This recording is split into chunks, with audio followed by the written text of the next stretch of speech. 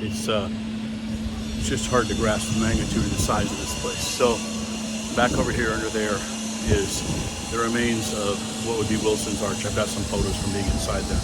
Only men can go in there. It's like a prayer place and a school, and there's books and books in there, all the Mishnah, Torah, all the commentaries, all the things that the Jewish people write. So I want to make mention that this whole structure going across here all this way along here, in Jesus' time it was a huge causeway, a giant highway, and where you see the tip of that arch down there, the tip of the arch down there, you see that was 75 feet to the ground from there down.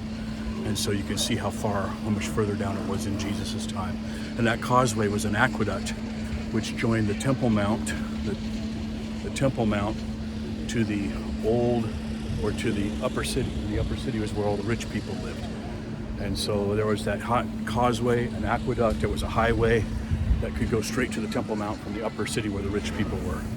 And when Titus was conquering, after the temple had been burnt and he had captured the expansion of Hezekiah's part of the city, he had already captured the lower city, which would have been down that direction, the city of David. The last remaining remnant was the upper city where the rich people were. And he stood on that causeway, which would have been there, and he begged them to surrender so he wouldn't have to kill them all and slaughter them all, and they would not. And so he would end up having to turn his legions loose on the upper city. And it was recorded by Josephus that so many people were slaughtered that the blood flowed down the streets of the upper city and put out all the fires of the burning houses that were down in the lower city. It's hard to fathom the magnitude of the destruction that happened in those days on the nation of Israel.